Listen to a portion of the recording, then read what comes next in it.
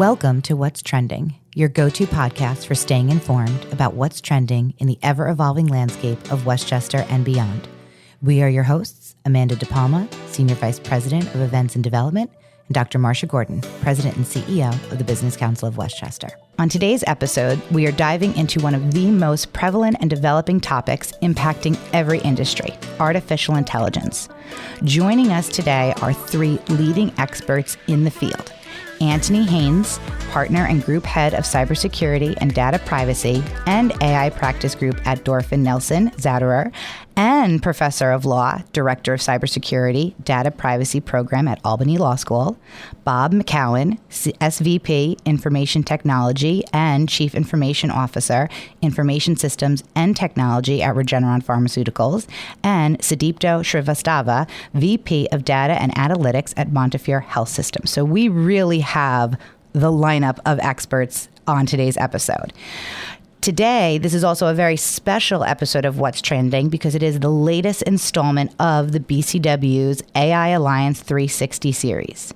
The AI Alliance 360 series is sponsored by presenting sponsors Regeneron and Montefiore Einstein and contributing sponsors Dorf Nelson Zauderer, Verizon, and the Westchester County Office of Economic Development. What's Trending is sponsored by Thompson & Bender and M&T Bank. Thank you for your support of the BCW Podcast Network. At M&T Bank, we believe in making banking simple for our customers, like we did for Margarita, the CEO of Mas Panadas, a woman-owned empanada company. M&T has taken a significant weight off her shoulders with their tools, their support. I don't want to be worried about banking and worrying about my finances just not running smoothly. And if there's any snag, that I can just grab the phone and call and get help. See what banking together can do for you at mtb.com/together. Member FDIC. Looking for unparalleled success in PR and marketing? Look no further than Thompson & Bender, the leader in strategic communications. With over 30 years of expertise, they've mastered everything from PR and advertising to social media and event marketing, ensuring their clients' success. Recognized with awards like the Business Council of Westchester Hall of Fame, City and State Power 100, and voted Best in Westchester for advertising, public relations, and social media by 914 Inc., their track record speaks for itself. Join the ranks of clients from Fortune 500 corporations, small businesses, educational and healthcare institutions, and many more who've benefited from their innovative strategies. Trust Thompson & Bender to elevate your brand to new heights. Gentlemen, thank you all so much for being here on this special AI Alliance What's Trending episode. I want to start with a question for all three of you, and then we'll dig in a little deeper. So first off, artificial intelligence is such a broad term, and it can be confusing for some. How should we be talking about AI in a way that's meaningful for organizations and individuals? So I'm going to throw it first to you, Antony. Why don't you start, and then we'll have Bob and Sudipto add in as well. Well, you're definitely right, Amanda. AI is a broad term, perhaps overbroad, and it's so broad it's become meaningless. So I think that the terminology and definition we should work with for CEOs is to stop saying AI and instead to say augmented decision-making at scale. So we're augmenting decision-making. And I think if you use this terminology and this definition, this reframing will cut through about 90% of the confusion. And so for CEOs in Westchester and in the tri-state area, I think the question then becomes, can my team make faster and more accurate and more informed decisions than the competitor sitting down the road in Stanford or Greenwich? And then for employees, it shifts from just being fear-focused to like, will a machine replace my job, to agency. What tasks, what parts of my job can the machine take off of my plate to allow me to focus on the parts that only a human can do? And then for the boards of directors, the question shifts to one about quality and velocity. And you need to incorporate legal risks and cybersecurity risks and regulatory risks. So I think if we use this lens, it makes it much clearer that Gen AI is not simply a sci-fi tool, but it's actually part of the P&L. And then also one more thing I want to add here is I think about two broad categories of AI, one of them being predictive AI. So you're trying to make a forecast about what's going to happen in the future. And then the other is generative AI, where you're trying to actually create text or summarize code or make slides. And so when we think about these different layers, how they interact, the overall transformation is not thinking of AI as a tool or a thing the CIO or the IT person does, but rather at an executive level is a way of reimagining the entire organization to transform it, to transform the way we operate and the way we function. Thank you for that. We've been doing a number of events and having a number of conversations around this. So hearing that sort of framing of the concept, that's so important. Bob, do you want to add a little bit to that too? Yeah, I would agree with a lot of what was said.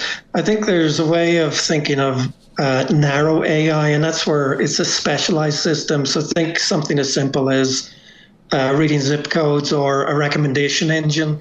Think of Netflix that's telling you what's the next great program you're going to watch. And then there's the more generative AI, and that's the models that are creating content, whether it be text-based, image, or even code.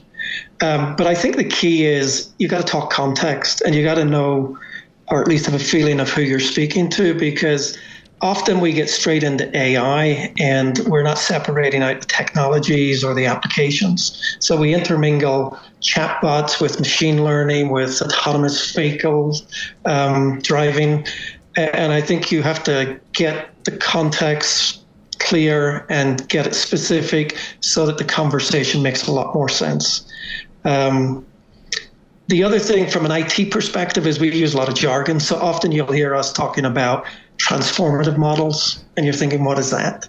And basically it might be customer experience improvements, or we talk about decision support, and sometimes we'll be talking about neural networks. So using the right language with the right audience, I think, can help set the tone for the conversation. And if you stay focused on what the problem is you're trying to solve, it'll make a lot more sense. Really knowing the audience and the proficiency of that audience makes a difference when you're talking about it. Thank you. And Sudipto? I love what Antony and Bob have said, so I won't double click too much into that. I guess for the audience, the only thing that I would add is that we need to look at AI more as a capability to be applied in areas where it's relevant. I mean, we've done this before in other times, new fancy tools come along and so on. Just don't fall for the hype. Now, this is a unique time in the industry, and you can take this opportunity to reimagine how you work so that you can provide the greatest service to your customers, whichever industry it might be. For us in healthcare, it is a service of our patients. While we can ensure that we use AI to reduce the burdens imposed on our clinical teams, doctors and nurses. We need to be deliberate about the use of AI. We also need organic input from our staff because, to the point that my colleagues mentioned here, there is a general sort of anxiety around it. And I think we need to acknowledge the anxiety that is there as well and not brush it under the carpet. And we'll talk more about it, but at the same time, embrace it. So that's what I would reach out as a message. Well, so just those answers alone, I think, just clarified a whole lot for a whole lot of people. So our job is done here. Everything else now is just extra. I so appreciate that. Antony, Westchester is home to global giants, but also hundreds of mid-sized firms and family-owned businesses. From your vantage point, what is the single biggest AI opportunity right now, specifically looking more for a typical 20 to 200 million revenue company sort of headquartered right here in Westchester? And what's the risk if they wait too long? Yeah, that's the $1 million question, right? I think a good answer is to look at all of your unstructured data and then turning into a proprietary prediction database. Like, that's going to be the core opportunity at this moment in time. And so every mid-sized company, so that's the price range you had before, is sitting on a gold mine. We have emails and contracts and customer notes and Slack accounts and CRM comments and SharePoint folders. And all this material taken together is knowledge, it's tribal knowledge. And the proper use of a Gen AI tool can convert this into a strategic advantage. And so there's a lot of tools like Harvey, for example, or a lightweight private interest of Llama that can index these documents for you, all the ones you ever created. And this will allow your employees to ask plain language questions such as, which deals deliver over $500,000 in revenue, or which deals stall because of legal issues, or which customers are likely to have the most churn. So you can have really good business intelligence if you properly implement this on your data. And I just think about, like, in real estate, imagine if a $90 million real estate company is able to cut down lease negotiations from 38 days to 11 days. So you can see substantial returns on investment over time. The risk. So the risk is that data decays rapidly, and the advantage of this kind of unstructured data can be lost very quickly. And so right now, every day that you delay will allow for a competitor to begin to develop their own proprietary knowledge-driven databases that help them to make these kind of forecasts and predictions. And so the longer-term risk, looking 2 to 3 years out, is that there will be an expensive tech gap where your competitors who very early adopted the technology have learned how to use it, and now you've got to spend a lot of money to catch up. So you don't want to be left behind. You want to stay with the pack. So time really is of the essence, with AI. Bob, in biotech, there's often the impression that AI tools are plug and play. Does this align with your experience, and what type of real life examples do you see for the newer generative AI capabilities? It's a great question. I mean, I like to think of 4 pillars behind AI, and it's the computational capability. A lot of it is big data analysis. So you need the computation power. Data, no, we've been talking about data. It's all about the data. Then there's the models themselves, and some of those are specialized, some are generic, some are built in-house and evolving. But I think the biggest one is us now, the human factor. And I also think that's the biggest challenge. And now trying to figure out what these tools can do is really a human problem. And in many cases, you're not in the right frame of mind, or you're not open to it, or you're not willing to explore, or you're not even willing to challenge that what you do is can be done differently. These tools are not going to be of great value to you. I think what we've seen in the press is a lot of hype about these solutions where they are plug and play. But the reality is, if you don't have the people, you don't have the data, there's a lot of work has to go into it. And in our space, for example, I mean, research, it's a 5 to 8 to 10 year program, and everyone's trying to figure out how do you do that quicker? How do you move faster? But the reality is it's data driven. And if you can't connect the data, then the benefits of some of these solutions are going to be minimized.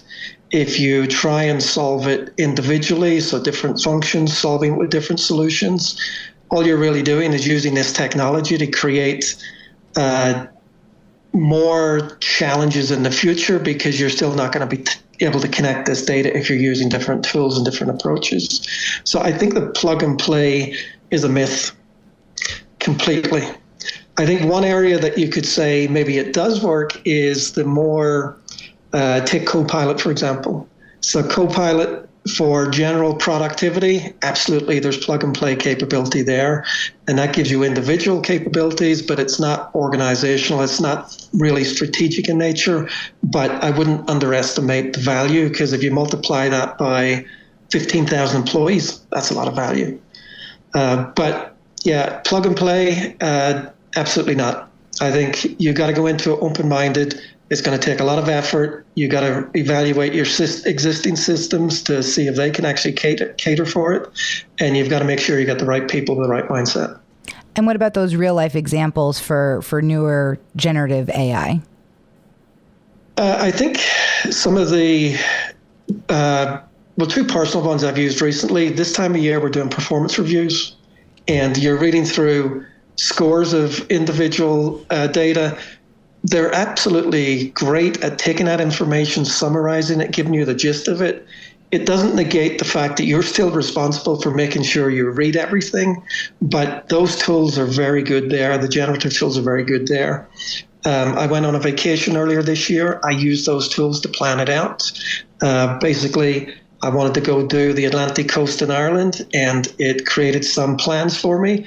Again, if you followed the plan, I would have been in difficulty, but if you go and check it, it works out. I think from a work perspective, One of the ones that was very timely was when ChatGPT came out and some of the language translation capabilities. Mm-hmm. We were in the midst of rolling out in probably 8 to 12 new countries around the globe, and the ability to translate documents was phenomenal. Back then, we still had people saying it's not good enough. It's only 98% accurate. I would challenge that most of our grammar is probably not 98% accurate, so it's good enough. But in some context, it's not. Some context, you have to read everything and check it. But those language models for translation are great. I think what a lot of organizations in our industry are looking at is a lot of the regulatory documents. Now, some of it is unique to the science. Some of it is pro forma. How do you use these solutions to create those documents to accelerate that whole process?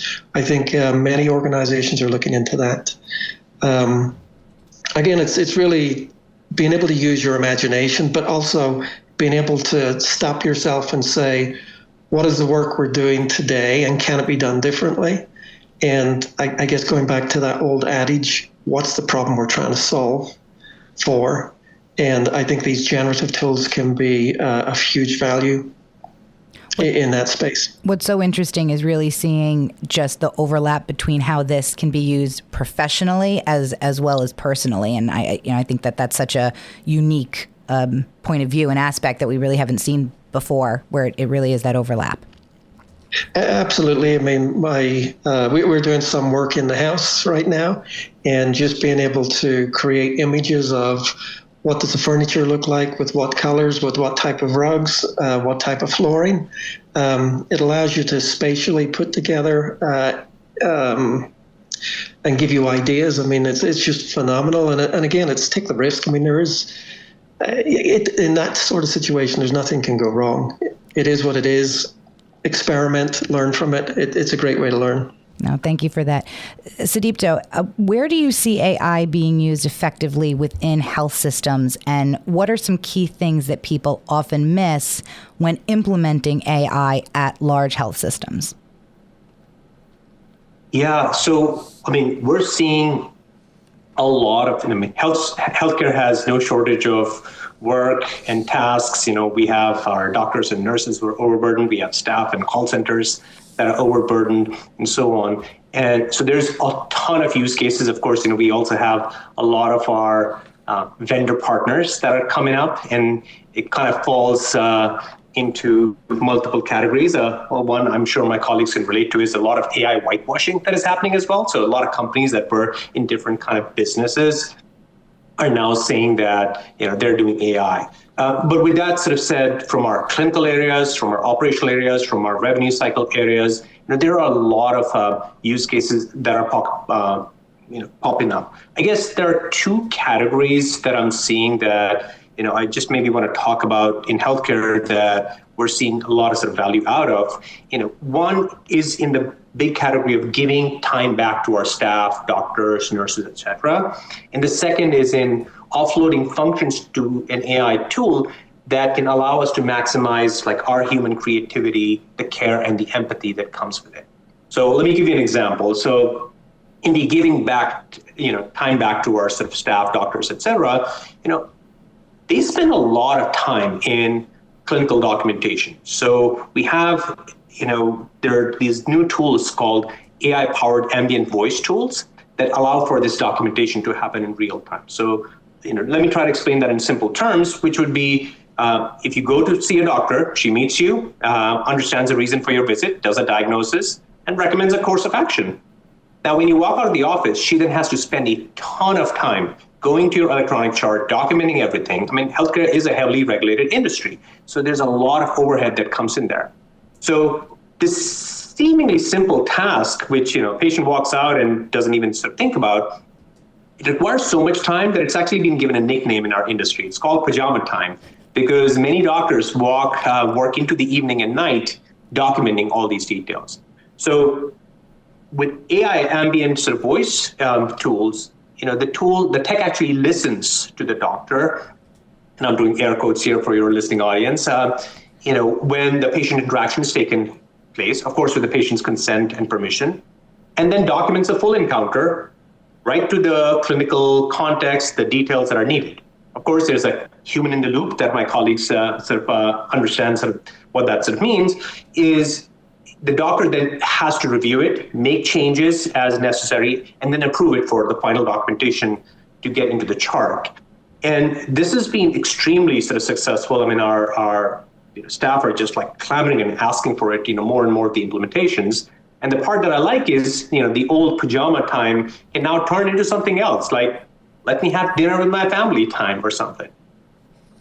Back to the other thing of offloading functions that AI can do.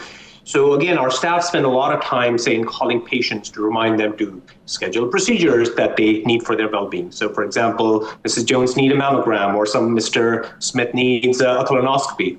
So imagine the typical game of telephone. You call a patient, you leave a message, you call again. The patient is busy, does not have complete information. Patient calls back, you're busy, and on and on and on. So an AI agent can call at times when it's convenient for the patients, speak to them in their preferred language, have a lot of patience to wait, because sometimes the patient says, I don't know where my card is, let me go get it, and so on. Conveniently wait. Here we have other tasks that could be done during that time, but for a human being, but the agent has nothing else going on except a server spinning, so they can wait, get the documentation. So this now allows our staff to get extra time on their hands to do the things that actually require creativity, care, empathy. So for example, if they have to discuss complicated financial discussions and questions that the patients may have, assessing social needs that they may have, help connect, after surgeries, they may have a lot of questions about the doctors and so on. They need to direct them. So these are the things that, we're in healthcare, that's what we do, and AI can allow us to do that. So, back to those two buckets of giving time back and then offloading functions. So that's what I'm saying. It's interesting, too, when you put it that way, because so many folks talk about sort of the lack of human element in AI. And what you just sort of said was almost giving even more of the human element back to it, which is incredibly important. This has been a great conversation so far. We're going to take a quick break, so don't go anywhere. You are listening to the BCW Podcast Network. This is What's Trending, a special AI Alliance 360 event episode. Quick thank you to the sponsors, M&T Bank and Thompson & Bender, our sponsors for What's Trending, and our AI Alliance 360 sponsors, Regeneron, Montefiore, Dorf Nelson Zauderer, Verizon, and the Westchester County Office of Economic Development.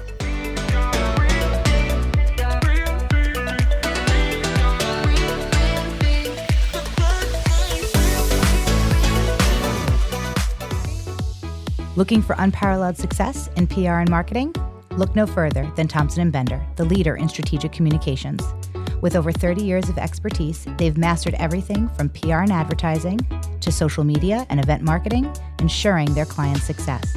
Recognized with awards like the Business Council of Westchester Hall of Fame, City and State Power 100, and voted Best in Westchester for advertising, public relations, and social media by 914 Inc., their track record speaks for itself. Join the ranks of clients from Fortune 500 corporations, small businesses, educational and healthcare institutions, and many more who've benefited from their innovative strategies. Trust Thompson & Bender to elevate your brand to new heights. At M&T Bank, we're continuously working to provide value to our customers. Like Lou, the CEO of OOFOS, a revolutionary footwear brand. I think the thing I like most about working with M&T Bank is knowing they care. They sincerely care about us as a company. It's not just about the business transaction. They personally care about our business and our success and would make decisions that go above and beyond to achieve that. See what banking together can do for you at mtb.com/together. Member FDIC. Welcome back to the BCW Podcast Network. This is a special episode of What's Trending for our AI Alliance 360. Before the break, Antony, Bob, and Sudipto were diving into the foundational concepts behind AI, and it's been a fascinating discussion so far, so I want to continue with it. Antony, I'm going to kick off with you again.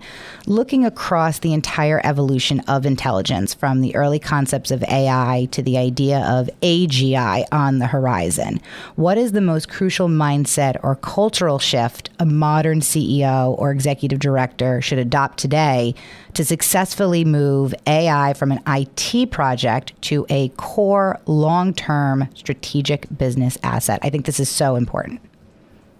Yes, this is an extremely important question. And when I heard the beginning of it, I was thinking of going back to Alan Turing and Turing machines and computational theory, and then going to Marvin Minsky and talking about, different approaches, symbolic reasoning and neural networks. And I was like, oh, actually, this is a business question. And so from the business CEO perspective, the shift is really profound.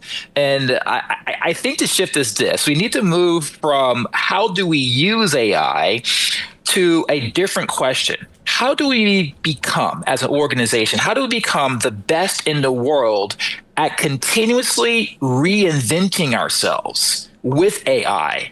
Continuous reinvention. It's a really different question, but it's the proper framing. My view is that companies that will dominate 5 years from now in 2030 are the ones that treat compound learning speed as their competitive moat. Why? Anybody can grab data eventually. Anybody can grab a Gen AI tool eventually. But do you have a habit, a function where you're continuously learning and you're compounding your speed? So this means at a practical level, you've got to run controlled experiments in your organization. So as an example of this, at the law firm Dorf Nelson Zauderer, where I work, we have brought in some IT experts, some Gen AI experts to help us preserve client confidentiality, not betray our client secrets, preserve attorney professional responsibility, so competence, but doing micro experiments and trying to figure out, can the AI help us with filing a document in court, like a court filing, right? Can it help us monitor deadlines? Can it help us with very basic operational tasks? And then you work out from there. The trick here is that for an organization, you've got to find your use case. Most of the experiments, like any other experiments, will result in failure. You won't have found your use case. You're rapidly iterating to find the appropriate use case. So you want to reward fast and cheap, inexpensive failure. And you want to measure leaders on how often they're able to essentially obsolete their own workflows. Can you use Gen AI to help draft that generic meeting email for you? Can I run it in the background of a Zoom call and have it do a transcript for me rather than having to type the transcript myself? So you want to reward this kind of hyper efficiency in using the tools in a way that take the best from the machine and the best from the humans. You have a synthesis or a hybrid approach to this. And you want to treat your organizations and the way that they learn, the way that we learn as an organization, as a strategic asset and not just as an HR program. It's not just a human resources issue. And so I think for organizations going forward over the next 5 years, that the biggest risk isn't that a competitor has a better model. I think the risk is that they can learn faster than you can learn. So you want to build really an organism and not an organization. And so my analogy here is when I was working at a startup company called, well, then it was Chatham Financial, but now it's a global company. I was employee 30 there. And the focus of the founders was on culture. It was on making the habits and values of a strong organization and then integrating technology into that very, very strong culture to make it work. And so when I came on, I was actually trying to automate the accounting function in the very way that we're doing now with Gen AI, but the focus here was on making the organization as a whole learn and then figuring out how to automate those workflows and its overall learning structure. Or in a different kind of way, it's like taking the best parts of academia and higher education and then incorporating this continuous learning cycle inside your company. So in a very, very small way, it's like your better leaders are being rewarded for internally disrupting their own organization, their own department, their own workflow, and then incrementally improving it out using AI as automation. Thank you for that, Antony, really. Sudipto, we actually had an AI event earlier in the year that did focus on the governance and ethics of AI, and I just wanted to talk a little bit more about it, especially from a health system. How are large health systems like Montefiore looking at AI governance? Yeah, governance as a concept has been around for a long time, and everybody probably in the audience understands that.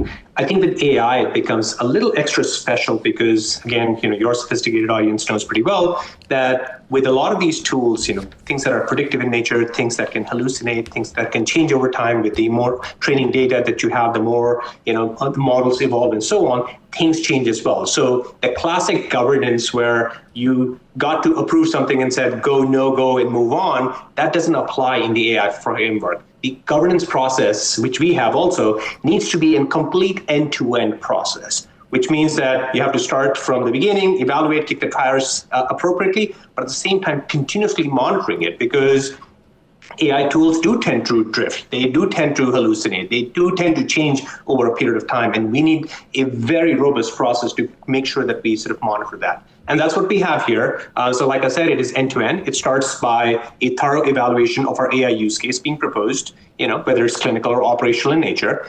And then we dig into dedicated advisory groups that provide input based on their domain expertise. Now, in the healthcare system, a large one like Montefiore, there are many, many, many different sort of units and departments and operational and radiology and cancer care and clinical teams and nurses and staff and inpatient stays. So we do need certain domain expertise so that can speak to the real life of what the interactions at the floor level are going to be. So, for example, we have an AI clinical advisory group. So when we have clinical solutions come in, we get input from our nurses and our doctors. We have operational advisory groups where certain financial solutions and so on that come into play, or workflow solutions come in. We have finance and operations stakeholders provide input into that. We do a very thorough ROI analysis even prior to getting a final commitment and sign off. So we do that with our stakeholders and make sure that they're accountable to meet the ROI goals. Because with AI, there's so much hype, people just want to sort of throw, solutions at, problems that may not be ill-defined, as Bob said, like what is a problem that you're trying to solve. So we'd really try to hold our stakeholders, not like feet to the fire, but, a commitment that, they have really thought about the use of AI, and what's the ROI that they want to sort of get out of it. And the ROI does not necessarily have to be financial. I mean, we're in healthcare. It could be better patient care. It could be better efficiency. It could be output time. Like, you need to have some aspect of it, and you need to demonstrate that it can be met over a period of time. We do a deep technical kicking of the tires of the AI solutions. And again, this group knows pretty well of the AI whitewashing. So, we have to, really put, especially if there are vendor solutions, their feet to the fire to say, what are you sort of really trying to do? What are the models? How did you train them? What are you going to do with our data? Now, our governance process does not stop there. As I said, it's a full end-to-end solution. So once the solution has gone live, we go through, of course, having gone through cyber, legal, compliance, and other required gates. Once it's gone live, we have a process to monitor the implementation, both from a technical perspective as well as a business value perspective. And then we report that back to the governance teams. Of course, when there are certain very specific domain expertise required, for example, so for bias, research, ethics, maybe a special clinical area and so on, we pull in the right sort of teams. We also wrap this up finally with full organizational transparency on the solutions that are live, under review, rejected, so that other people can see, hey, I'm trying to do this, what should I do? Oh, wait, I already have a solution that sort of does that in our ecosystem, and we make it available throughout the entire organization. Guiding all of this, of course, is our AI policy that is applicable to everyone. So we publish that. That's the first thing that we use to sort of guide this. No policy is perfect, but we think that having some foundational ideas there as to what should not be done is important. So that's in a nutshell. I can speak for 2 hours about this thing. That's how we sort of think about governance. Thank you so much for that. That was incredibly insightful. Bob, I want to ask you one specific. We started talking about teams a little bit. I want to direct one question to you, Bob, and then I'll put something out to the three of you to kind of wrap up. How do you see AI affecting people, and more broadly, how should organizations balance the benefit of these AI technologies, with potential risks? Like, how is it really affecting workforce? Going back to the governance, that is key. I think if you go into these technologies without fully understanding the risks, you could do irreparable harm. And so as an example, what we've found is something as simple as Copilot that perhaps is scanning through your email may expose information that should be confidential or data that should not get out there. And if you're not paying attention to it, you could end up with the next greatest discovery suddenly going in an email somewhere. So I think we've got to be really careful about that. A lot of concern about whether or not it's going to take jobs. It's not. It's going to improve how people execute on tasks. But I think where the biggest change is going to come is allowing people to understand what it can and can't do. And organizations getting comfortable allowing those individuals to use it in certain areas and figure out, where is the risk versus reward going to be acceptable. Rush to use AI, I think, has created a little bit of reticence to lean in on this, in that so many people have spent so much money and got no value out of it because they've suddenly realized they weren't really thinking about what it was they were trying to achieve. They just wanted to be able to say, hey, look, we're using AI. So it's going back to business basics. I've said it before, what is it you're trying to solve for? And I think as individuals, we all need to recognize that some of those tasks we love to do and we know off the top of our head, they're going to disappear. So as an individual, how are you going to rethink about the value you're going to bring to an organization? Are you going to be willing to invest in yourself, willing to invest in training, willing to take some risks? And I think that is going to shift the workforce of the future. Very difficult to give a straight answer because so much of it is based on the industry you're in, so much is based on the context, so much is based on the willingness for the organization to adopt these technologies and be willing to change. Well, you couldn't have teed that up better for me for sort of our final rapid fire question. If you could each just give me, a 30-second answer to it. I mean, really quick. Just this conversation alone just shows how important it is to keep having these conversations because everything is changing so quickly and how people and organizations are adopting everything. So looking ahead, what excites everyone the most about the future of AI and what advice would you give leaders who want to harness it successfully for their own fields? Antony, I'll have you kick it off, then Bob, and then Sudipto to wrap us up. I will answer that question, but I want to hop back to something that Sudipto and Bob mentioned on governance. And I just want to say for organizations and CEOs, before the end of this year, there's at least 3 things on governance you do.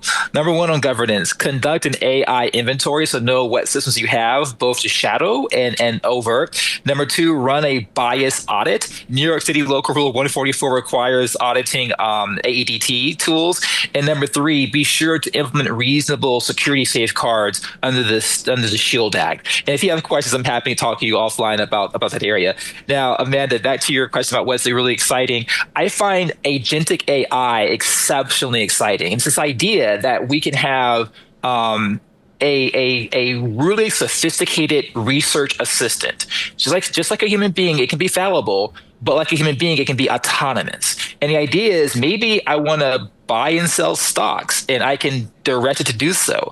Or maybe what I wanted to do is to help me monitor a ticket for a HR or a IT request. Or maybe I wanted to actually go ahead and go ahead and draft a policy. But this idea of agents being autonomous is really exciting and really powerful. And my advice to organizations is to basically start small to the point of being uncomfortably small. Maybe as trivial as doing a Google search using the Gen AI tool, right? And then the second thing is start fast, uncomfortably fast, like today, like right now, because being fast, iterating quickly, and having like small cost of failures is a way that you don't end up having a low ROI, but ultimately getting to a high ROI. So start fast, start small. Thank you so much for that, Bob. I think just the broad opportunity that this is going to create, not just in the technology sphere, but elsewhere. I mean, if you think we're now talking about building nuclear power stations again, which is, I think, great. We're talking about creating new roles, prompt engineers. I mean, who knew what a prompt engineer was 2 years ago? And I think it's also making some of the technology that was way out there in the past much more accessible. I mean, autonomous cars, That's all driven by AI. It's creating a whole fringe of industry around it. And I think we're at the cusp of creating a whole opportunity to drive the next generation of industry and create a lot of wealth across the organization. So I know there's a downside to it, but I think if you're open to it, there's a huge upside to it as well. And I'm excited to see how that goes. Thank you for that. And Sudipto?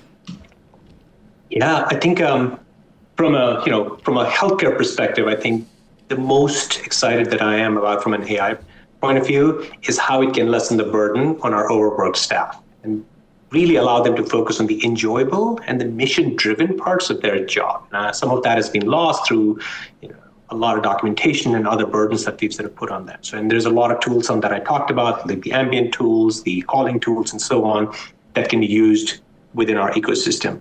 As for advice, I guess what I'll tell your audience is, just understand it by using it. Get your hands wet with it. Don't fall for the hype or the doom. Think of it as a capability that is still evolving, and you only gain an understanding of how it works by using it and not by resisting it. We've talked a lot about like the macro influences of AI, and maybe in wrapping up, for the individual listener, I would say, let me speak to you just the very personal individual part of it. Whether you believe that AI is going to be transformative and it's going to transform everything, or it's going to be a bust. The fact is that it's here. So rather than run from it, try and use it as a tool in your daily lives. Use it actually even beyond a search function. In fact, I read a stat the other day that 77% of users use ChatGPT as a replacement for a search engine. I would say go beyond that. Use it for idea generation as a thought partner. Use it as an intern who can do tedious tasks. Use it to process documents for learning, planning, task management, etc., etc. Just embrace it and don't run for it. That way, if it's a bust, you will know it first. And if it is successful, you'll be at the forefront of the adoption curve. Thank you so much for this, gentlemen. Really, this was the perfect way to end the AI Alliance 360 for 2025. And thank you so much for joining us today on What's Trending. Your insights into opportunities, challenges, and the future of AI have just been beyond eye-opening. Thank you again to our What's Trending sponsors, M&T Bank and Thompson & Bender, and of course our AI Alliance 360 sponsors, presenting sponsors Regeneron and Montefiore Einstein, contributing sponsors Dorf Nelson Zauderer, Verizon, and the Westchester County Office of Economic Development. Thank you to our listeners, and be sure to rate, review, and subscribe. Be sure to check out the BCW Podcast Network's expansive lineup of shows: Leadership Unleashed, What's Trending, Advocacy and Politics Unplugged, The Member Spotlight, and Nonprofit Voices of Impact.